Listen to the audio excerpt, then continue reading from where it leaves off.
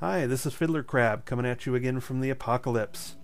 I thought we'd check in with our hero here and see how things are going in Sector 3. Fiddler Crab is up to level 39 and he's got an armadillo on the Barbie and is hanging out with his axe ready to eat some dinner. And thought I'd show you a bit about the conflict towns. This is a PvP area and nobody's currently trying to kill me. So I thought this would be a good time to take some videos. If you're in high definition and full screen, you might be able to see at the top of my radar, which is the little circular map here, that it says Fender Gate Conflict Town in red. And then there's also this red Anarchy Chota symbol, which I can push that button and it brings up the Conflict Town status for the Fender Gate Salvage Yard. You can see on the left there, Chota is in control of the NPC city currently, but then the other 5 factions in green are working on trying to destabilize that. And then on the right, in sort of a grayish pink, is the guard and merchant tier. Basically, you can do quests to try and upgrade the guards and the merchants to make them tougher and make them sell better materials.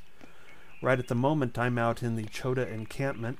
You can see I've got a Chota flag flying here, and there are Chota guards and Chota NPCs that will give repeatable quests that will help sway the city towards Chota and also give me Chota factions, so these are handy. Basically, each conflict town has a series of camps around it for the 6 factions, and you go there and you do quests to try and sway the conflict town over to your side. And this is all open PvP area, so people can come along and try and kill you at any moment. There's also a merchant in these camps that will sell ammo and some basic repair kits and food and drink, and let you sell off any of the stuff that you loot. You can tell over on my maps there are some little yellowish symbols. Those are salvage nodes.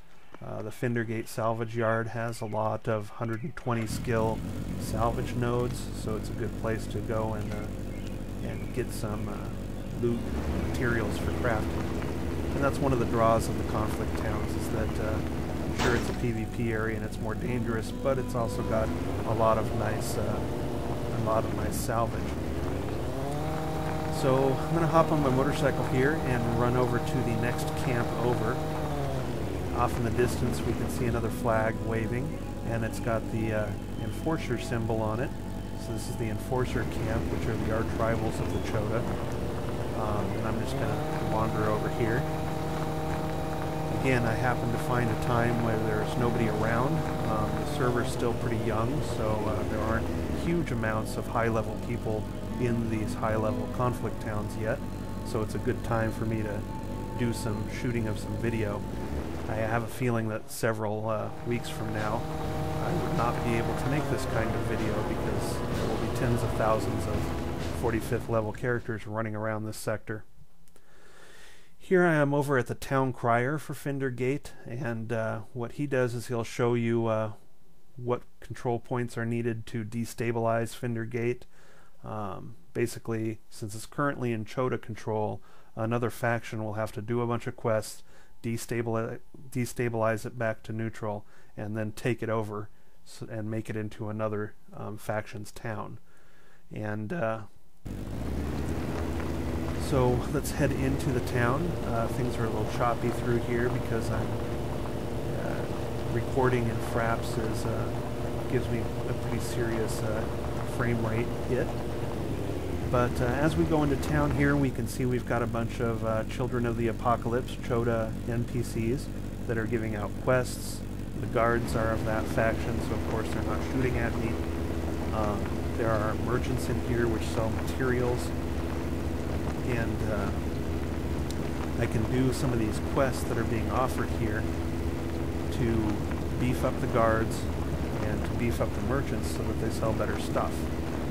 And so when this game matures, there will be lots of people trying to take over these towns, work up the guards and work up the merchants so that they can get access to better materials and better items off of the merchants and whatnot.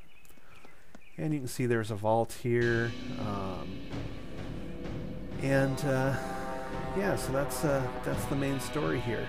Things are pretty dead here. I'm on filming this at off hours, and this isn't the most popular of conflict towns, so not many people around. I'll show you my faction wheel here. I'm up to 180k with Chota, and doing pretty well with Vistas and Travelers too, which are their allies. And of course I've really upset my arch rifles, the Enforcers, and the Techs and the Light Bearers. If we take a look at the NPC factions, there's also Townsperson, Bankers, and Franklin's Riders. Those are basically the neutral guards in the early cities are the townspeople, and then you have the Bankers are the Bankers, and the Franklin's Riders are the mail people, the mail carriers. So I have a lot more titles available to me. Technically, I'm a Chota, but I could also call myself a Traveler if I wanted, and I could buy Traveler armor, because as you saw on my faction wheel, the Travelers like me a lot too. But again, so here's the conflict town status. You're able to open that window up whenever you enter the conflict town area.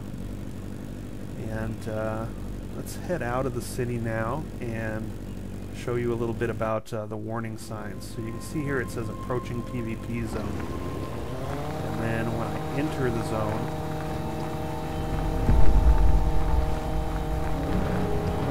it'll give me a little Fender Gate conflict town message, and then it'll say, looks like Fender Gate is now an official Chota town. And when I leave, the little anarchy symbol in my radar goes away. I'm outside of the area now.